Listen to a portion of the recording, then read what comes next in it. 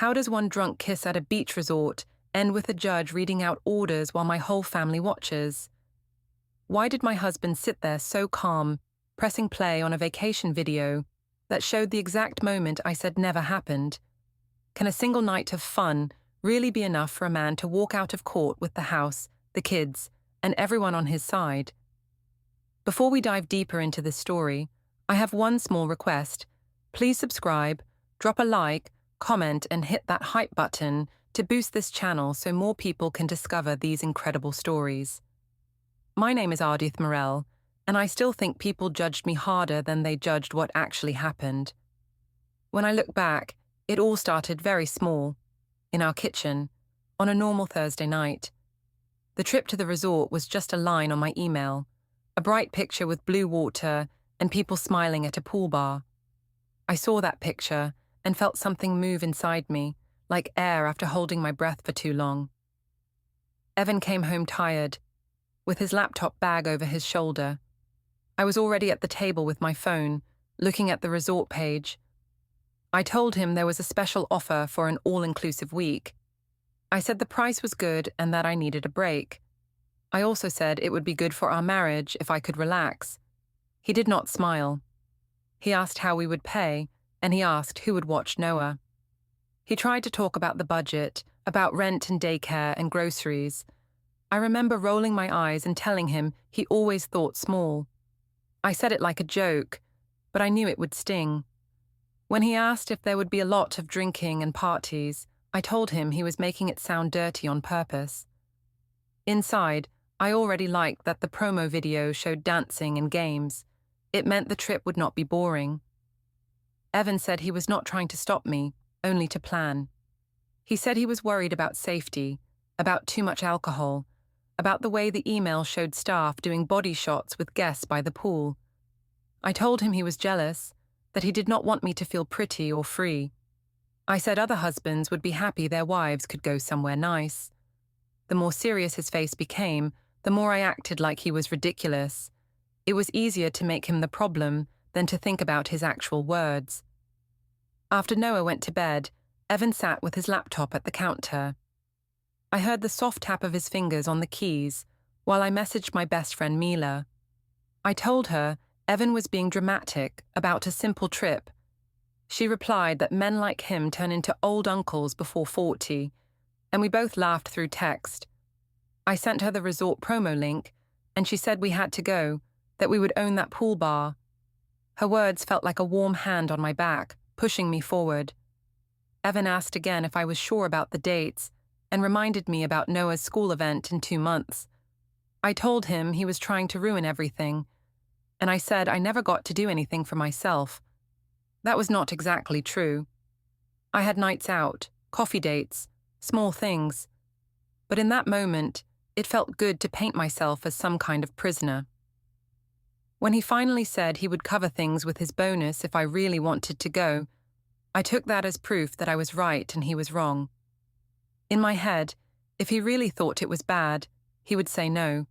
Since he did not, that made my choice safe. The next night, I went to Mila's bar. It was a small place in the city, with cheap cocktails and loud music. I wore a dress I had not used since before Noah was born. It felt tight and new at the same time. Mila screamed when she saw me and pulled me into a hug. She asked where Evan was, and I said he was at home sulking because I wanted to live a little.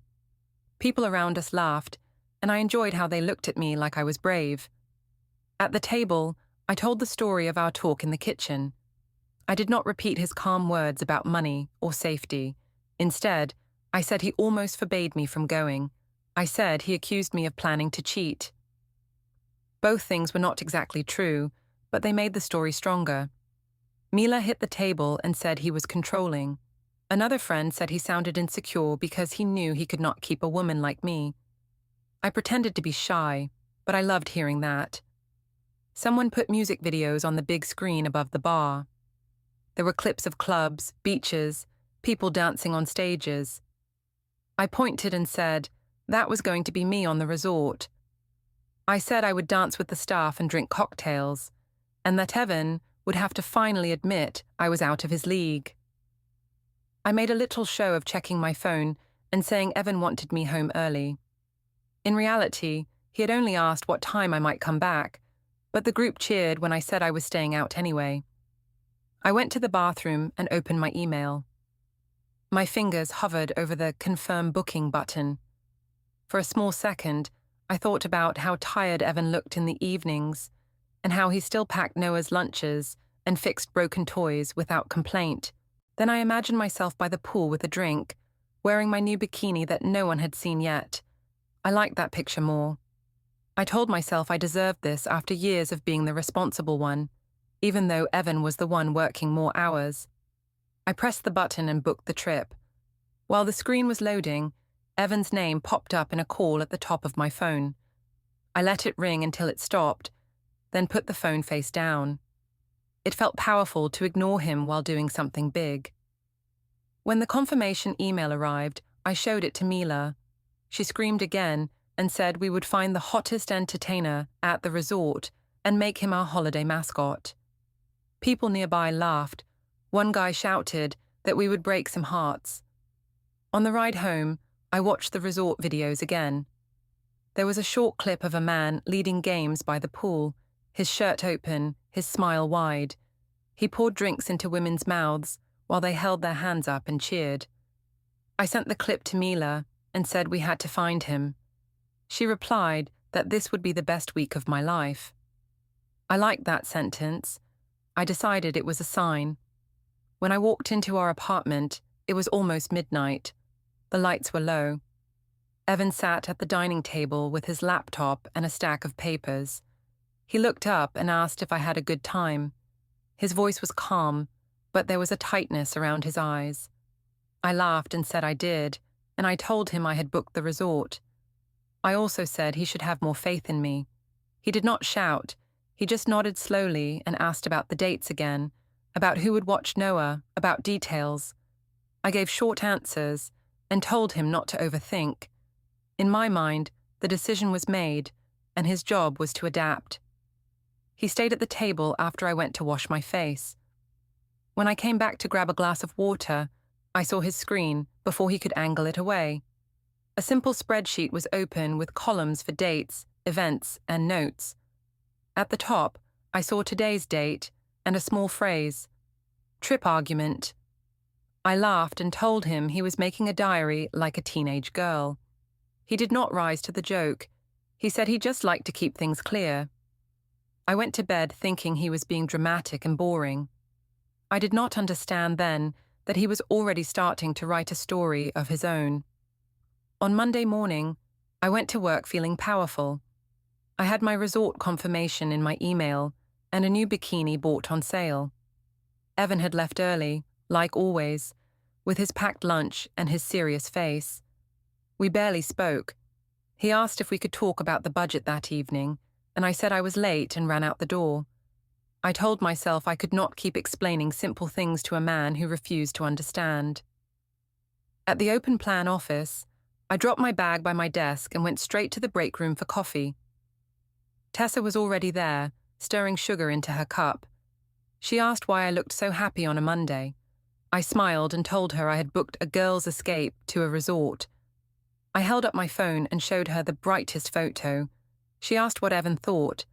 I rolled my eyes and said he almost forbade me to go, that he accused me of planning to misbehave. I left out the part where he simply asked me to be careful. Tessa's jaw dropped. She said he was being controlling.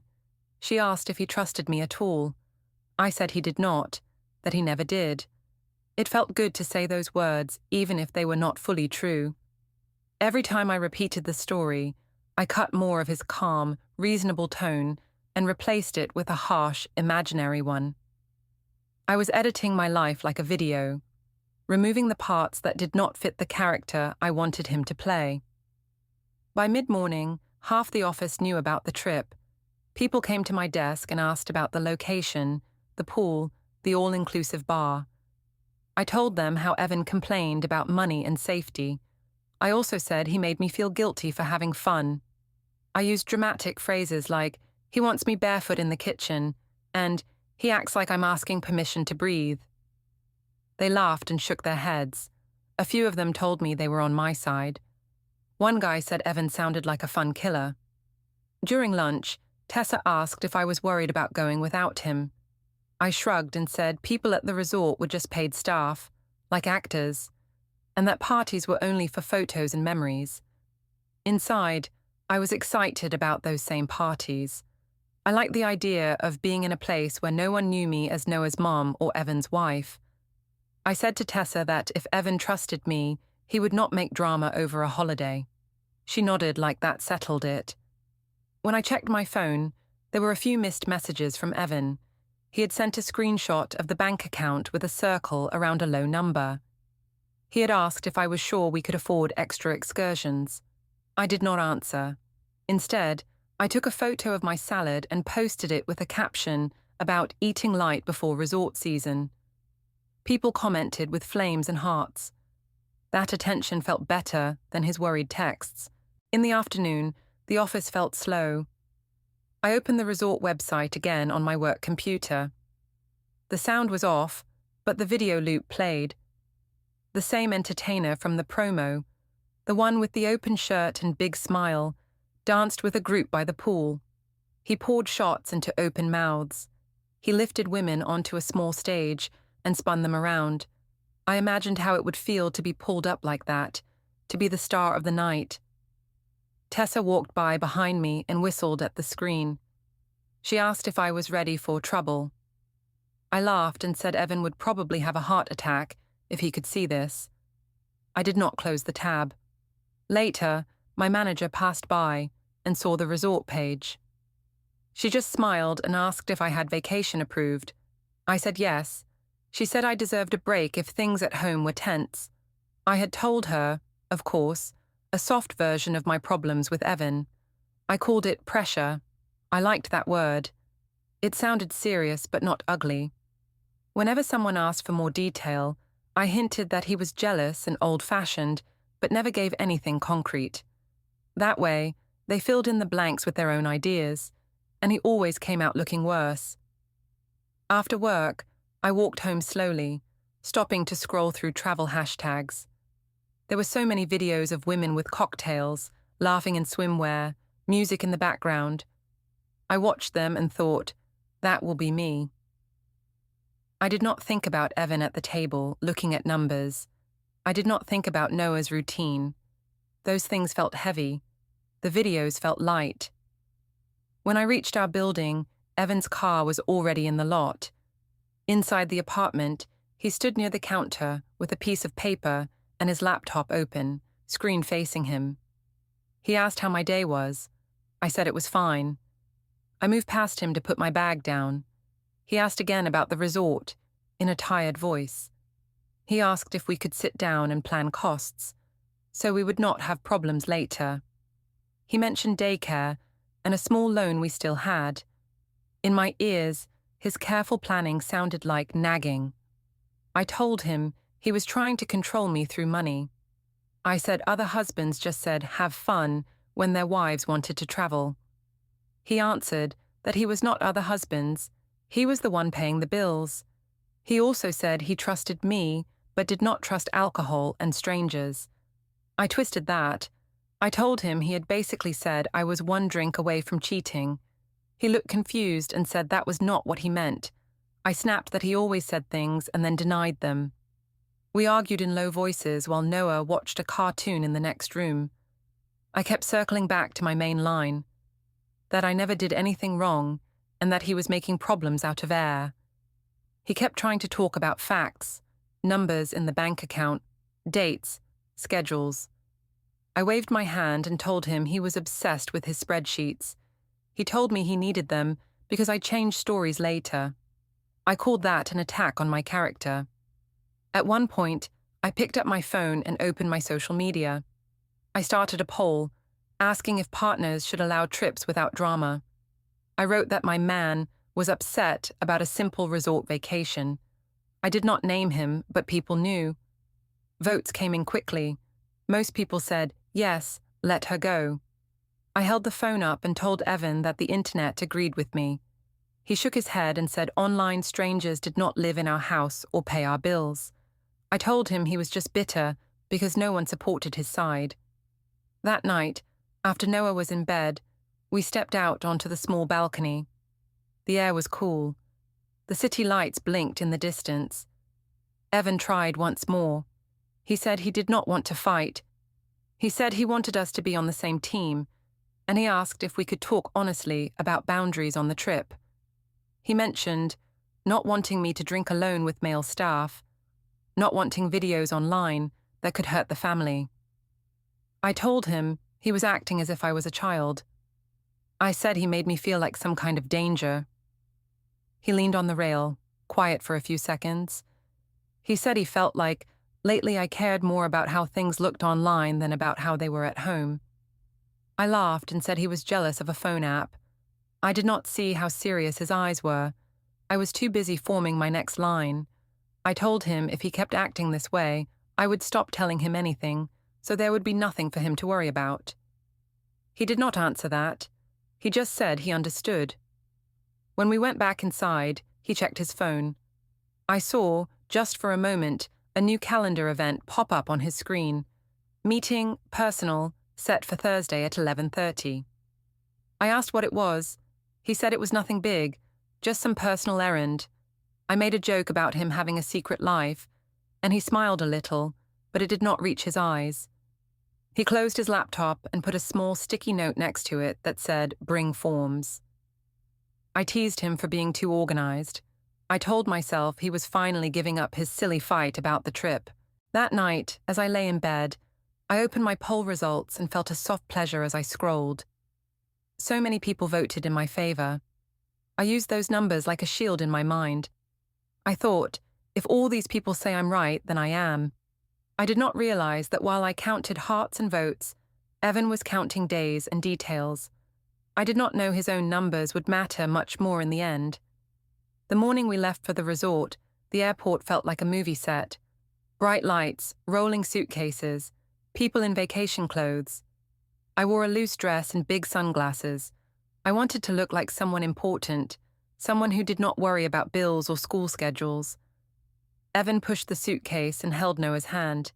He looked practical and plain next to me, and I told myself that was not my fault. At the departure gate, Mila and Jade were already waiting. Mila waved her phone at me, saying she had planned a whole list of must-do things at the resort.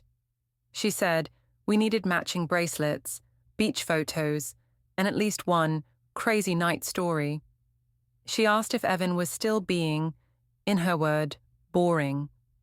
I laughed and said he had already given me a little lecture that morning. I said he warned me about drinking and staff and cameras. Mila made a face like she smelled something bad. Evan heard some of it. He asked Mila, in a polite voice, to please help him keep an eye on me if things got too wild. Mila rolled her eyes and told him she was not his babysitter. I felt a sharp twist of shame, but I pushed it down and told him he needed to relax. I said everyone here was going on vacation, not to church. He went quiet after that, which I told myself was progress. On the plane, Noah sat between us, pressing buttons on the little screen. Evan helped him with the headphones, patient as always. I took selfies with Mila across the aisle and posted one with a caption about escaping reality. I barely looked at Evan in those photos. When he leaned over and asked if we could talk about plans for Noah at the resort, I said we would figure it out when we got there. I could feel his worry like a dull weight next to my bright excitement. When we arrived, the heat hit us like a blanket.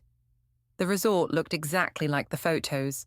Wide white paths, palm trees, blue pools. At check-in, a staff member offered us welcome drinks. I took mine and half of Mila's. Evan took only a sip of his and then gave it to me too.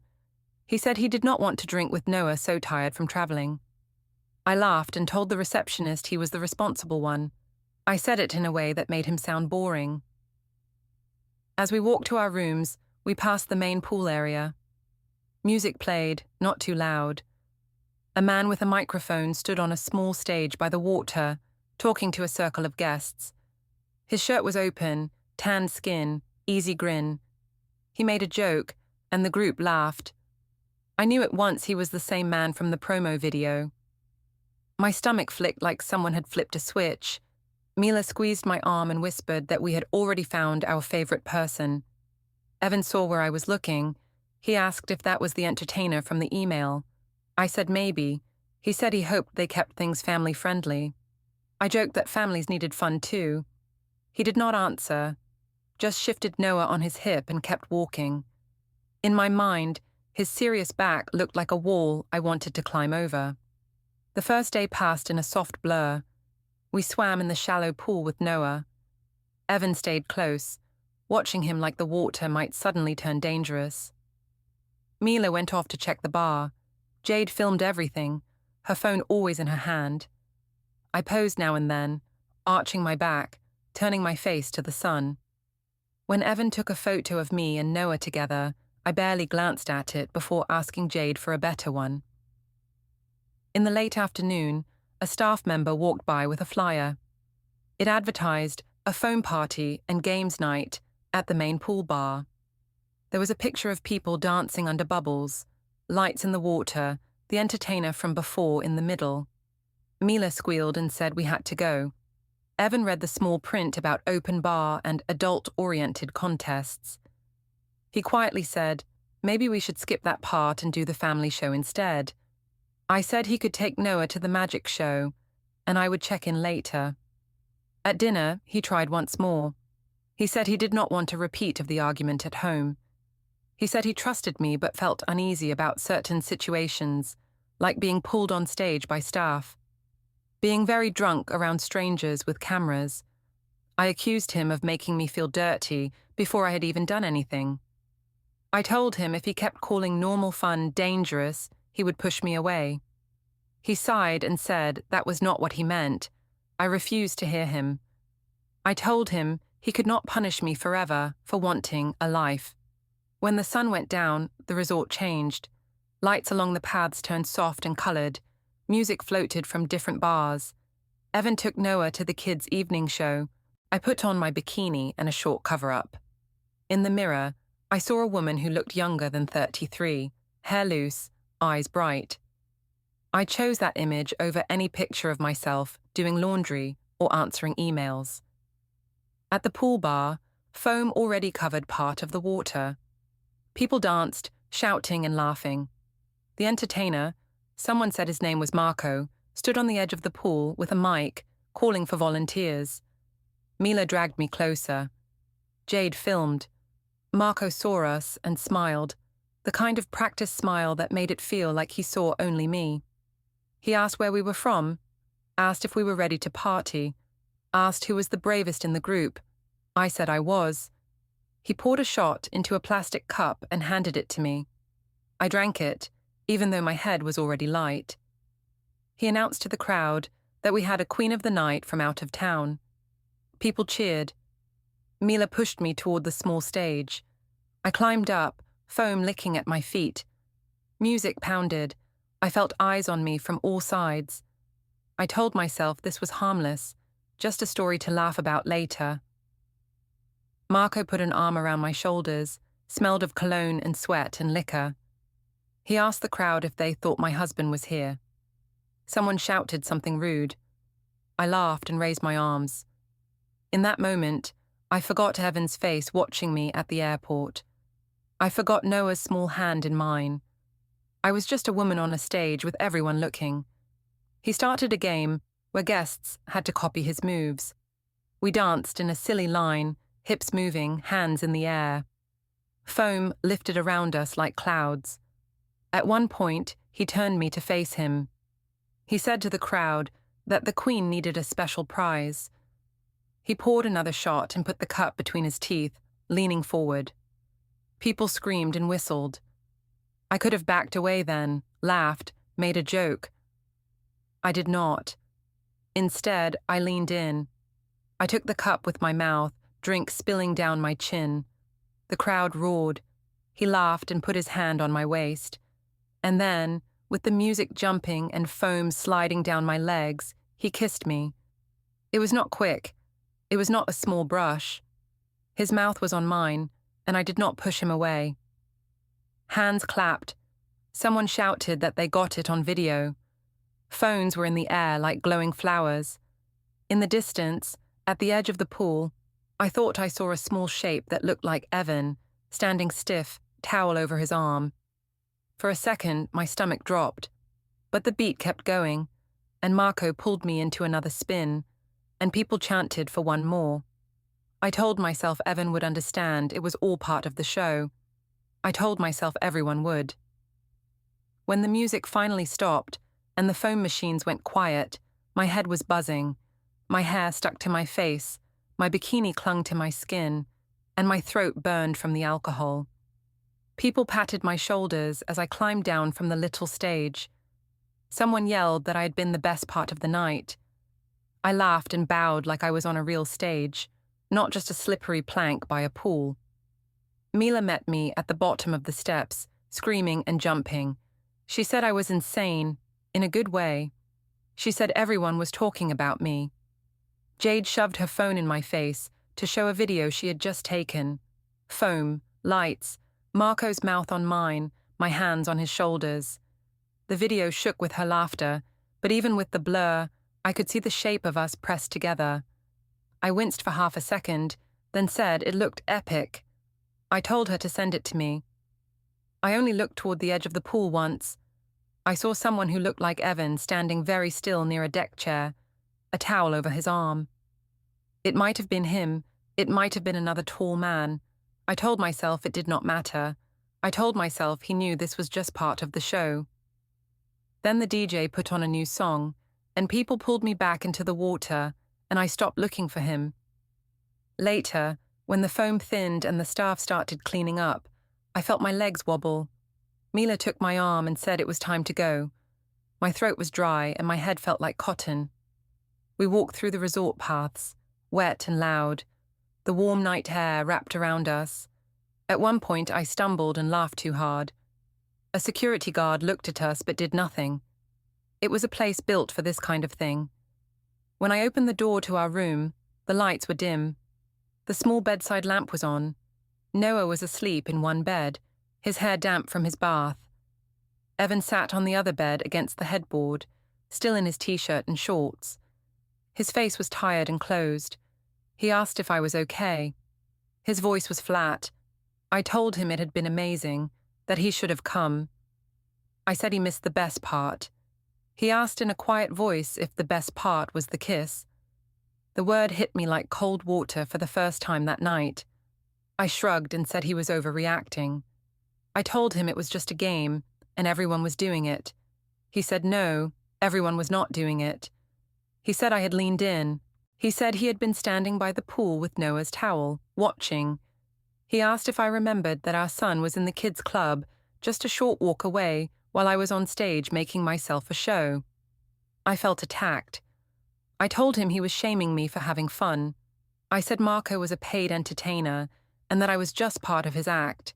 I said if he could not tell the difference between cheating and a party game, that was his problem. The more calm his face became, the more I raised my voice, even though Noah was sleeping. Evan didn't shout back. He just looked at me like I was someone he didn't know. He said we would talk at home. That sentence annoyed me even more than an argument would have. I wanted the fight right then, when I was still full of the crowd's cheers. Instead, he picked up his phone and turned the screen toward me. There, paused, was the resort screen in the lobby, with me and Marco in mid-kiss, foam all around us. He said he had recorded the highlight loop when he walked through with Noah. I told him he was creepy for filming his own wife like that. He said he filmed the TV, not me. I took a quick shower and washed the foam and sweat off my body. When I came out, my skin clean and my hair wrapped in a towel, he had his laptop open on the small desk by the window. The sound was off, but I saw my own face on the screen for a second, then a flash of Marco, then the crowd. He was trimming the resort video, cutting clips, saving files. I asked what he was doing. He said something simple, like saving things. I snorted and told him he was turning into a paranoid cop. He didn't answer. He clicked one last time, and a small message popped up. File uploaded successfully. He shut the laptop and turned off the lamp. The rest of the trip felt split. During the day, we were a normal family. We built sand castles, took Noah to the kids' pool, ate soft-serve ice cream. Evan still made sure I had sunscreen and enough water. He did not mention the kiss again. At night, he took Noah to the early shows and then back to the room.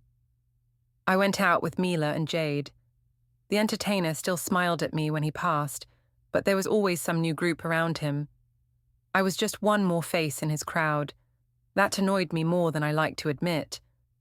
I posted a few carefully chosen clips of the party, only the parts where I danced in foam, but the kiss was out of frame. When people commented on how wild it looked, I wrote joking lines about vacation games. I avoided any angle where Evan's tight face might show at the edge. It was my story, not his. Back home, the air felt colder, harder. The resort sand fell from our bags onto the apartment floor like crumbs from a dream. Evan carried the suitcases inside without a word. Noah ran to show his grandparents his new toy shark on a video call. I stood in the kitchen, scrolling through my photos. The clips of me and Marco were still there, hidden in a folder. I watched one, just once, and felt that same little rush in my chest. Then I told myself it was nothing. 2 nights after we got back, I went to my mother Helena's house for dinner. She had made chicken and potatoes. The TV played some talent show in the background. She asked about the trip, smiling in that sharp way she had. I poured myself a glass of wine and got ready. I told her the whole story, but my version. I said Evan had sulked the entire week. I said he refused to dance, refused to smile, refused to join in. I told her about the pool party, but I called the kiss a stage peck and said he was acting like I had run off to a hotel room. I made a big show of copying his face, stiff and shocked, and Helena laughed so hard she had to wipe her eyes. She called him fragile. She said some men could not handle women who were still wanted after kids. I showed her a short video of me on the stage, but I paused it before the kiss. It looked silly and harmless. Foam, dancing, me laughing. She said I looked amazing, and that he should feel lucky. She told me not to let him make me feel guilty for being alive. Her words sank into me like warm oil. I chose them over his quiet hurt. Later that week, Mila and I met at the supermarket. We moved down the aisles with our carts, talking loud enough for people to hear. She brought up the kiss again, calling it the funniest part of the trip. I raised my voice on purpose and said my husband wanted to leave me over 10 seconds on a stage. A woman nearby frowned, but I ignored her. At the checkout, Mila showed another mum the video, the edited version. People laughed uneasily. One of the cashiers looked from the phone to me and then to my ring. I flipped my hair and pretended not to see. That evening, back at home, Evan sat at the table with his laptop open again. A neat paper folder sat beside it, labeled Household. Another one, thinner, had no label yet. I kissed Noah goodnight and then walked past the table, pretending not to look, but I saw my own face on the laptop screen again, frozen mid-laugh in the resort lights. There were small windows in the corner, showing screenshots of my social media polls and captions. It looked like a project. I asked if he was going to spend his whole life staring at a week-old video. He said he was putting things in order. He said he did not want to argue anymore. His voice was too calm. I called him dramatic and asked if he planned to show the clips to a therapist or something. He said he just wanted to be clear about what had happened. I told him nothing had happened, and if he kept acting like this, he would force me to become the bad guy for real. He looked up at me then, eyes tired but steady, and said very softly that not everything depended on how I named it. I did not like that sentence. It made me feel seen in a way I did not want. I snapped that I would not apologize for one stupid party. Then I grabbed my phone, opened my stories, and started to plan a funny post about jealous husbands and resort games. While I typed, I could hear the soft click of his mouse and the little hum of the laptop fan, as he saved another copy of my life exactly as it was, not as I told it. The day of the kid's birthday party, I told myself everything was back to normal. It was a Saturday. Evan loaded gifts into the car, checked that Noah had his jacket, his little shoes, his card for the birthday boy. He moved around the apartment in that quiet, efficient way he had. We weren't really speaking about the resort anymore. That, to me, meant it was over. I put on jeans and a nice top and spent extra time on my makeup. I wanted to look like the kind of mum who had her life together, who wasn't broken by some boring argument about a trip. When we got to the community hall, the parking lot was already crowded. Kids ran in and out of the doors, parents carried trays and bags, balloons bumped against the ceiling inside. As soon as we walked in, I saw Mila near the snack table, laughing with a group of parents. Jade stood beside her, of course, phone in hand. She waved when she saw me and made a face when she noticed Evan. She asked if he was still mad about Pool Boy, saying it low but not low enough. I gave a dramatic sigh and said he had turned one silly vacation game into a crime. A couple of the parents nearby glanced over. One of them, a woman from Noah's daycare, looked confused, like she was trying to put pieces together. Evan helped Noah find the birthday boy and then stepped aside, talking quietly with another dad about school stuff. He didn't come over to our group. That annoyed me. I felt like he was making me look like some kind of problem, standing away like that. I wanted to show he was the problem, not me. So I did. When everyone had plates of cake and the noise dropped a little, Mila nudged me. She said I had to tell the story because it was too good. A small circle formed around us, a few mums, one of the dads, even the birthday boy's mum. Jade lifted her phone, ready to catch reactions. This, I thought, was my chance to prove to everyone that the resort kiss was nothing, just a joke. If they laughed, it meant I was right. Simple. I took a breath and launched into it. I described the resort, the foam, the music, the entertainer. I acted it all out, hands in the air, fake microphone. I called him Marco the Drama King, making his role seem bigger so mine seemed smaller. People smiled. Then I mentioned that my dear husband had decided that a stage kiss in front of 100 people was the end of the world. Somebody asked if it had really been a full kiss or just a peck. Mila jumped in and said it had been, in her words, barely anything, just fun. Jade showed a short clip on her phone, one of the safer ones, where you could see foam and dancing, but not the full, long kiss. There was laughter, yes, but it wasn't as loud as I expected. One mum bit her lip and glanced toward Evan. He must have heard some of it, because he walked over, calm, with a juice box in his hand. He greeted everyone politely and gave the juice to Noah, who was tugging at his sleeve. Then he turned to me and said, in a neutral tone, that this wasn't the right place to talk about that night. I rolled my eyes and told the group he'd been replaying it in his head like a crime movie. I said he was threatening our whole marriage over 15 seconds of video. He didn't flare up. That actually made me more irritated. He just said he didn't want Noah hearing about it like a party story. I snapped that he should have thought about Noah when he decided to punish me with silence. One of the dads shifted his weight and looked away. Another mom said softly that maybe some things were better discussed in private. I laughed too loudly and asked her if she was on Team Fun or Team Control. She didn't answer. Jade, trying to keep it light, suggested we show the crowd how harmless it was. Before I could stop her, she pulled up a slightly longer clip. Still not the worst angle, but enough to see Marco's face close to mine, foam around us, my arms not pushing him away. The sound of music bled out from the tiny speaker. A couple of kids nearby turned their heads. Evan stepped forward and asked her in a quiet voice to turn it off. She hesitated, then did. There was an odd silence. On the far side of the room, I noticed Evan's parents, Lila and Mark, standing by the gift table with paper plates in their hands. I hadn't realized they'd be here too. Lila's mouth was tight. Mark's eyes moved from me to Evan and back again. They'd seen enough, that much was clear. I doubled down. I said we were all adults and that everyone knew resort games were silly.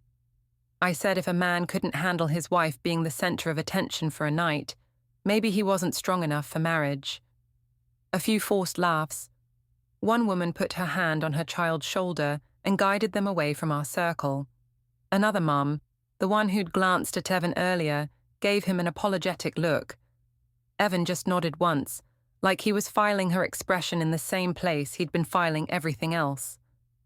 After that, the party moved on. Kids screamed over the piñata. Parents cleaned up spilled juice and broken balloon pieces. I tried to shake off the weird mood by focusing on small things. Napkins, trash bags, leftover cake. Mila told me I shouldn't let prudish parents get to me. She said they wished they had stories like mine. Jade scrolled through her videos, suddenly less eager to show them around. Evan spent most of the rest of the time near Noah, helping him line up for games, wiping chocolate from his face, making sure he didn't run into the tables. He mingled with a few fathers, laughed once or twice in a low way. I noticed that he never came back to my side of the room. It felt like a line had been drawn down the center of the hall, his half, my half. On the drive home, the car was quiet at first. Noah fell asleep in his seat, head tilted at an awkward angle. I twisted around to adjust his neck. I wanted to be seen as the caring one. I told Evan he should thank me for being the fun parent, the one who kept life from being all work and no play. He kept his eyes on the road. After a moment, he asked in a level tone if I thought it was fair to turn our marriage into a party joke in front of strangers and our child. I said if he didn't want me to joke, he shouldn't give me material. I told him he made me into the villain no matter what I did, so I might as well enjoy it. He said quietly that I had that backwards. The way he said it annoyed me more than any insult could have. Calm, like a fact he no longer needed to persuade me of. When we got home, Noah was groggy. Evan carried him inside and put him straight to bed. I kicked off my shoes and poured myself a glass of wine. For a moment, I thought about scrolling through the party photos, but my head hurt. Instead, I walked down the hall to the guest room, where the door was slightly open. Evan sat at the small desk by the window. His laptop glowed with a pale light. On the screen, I could see a very neat list of folders.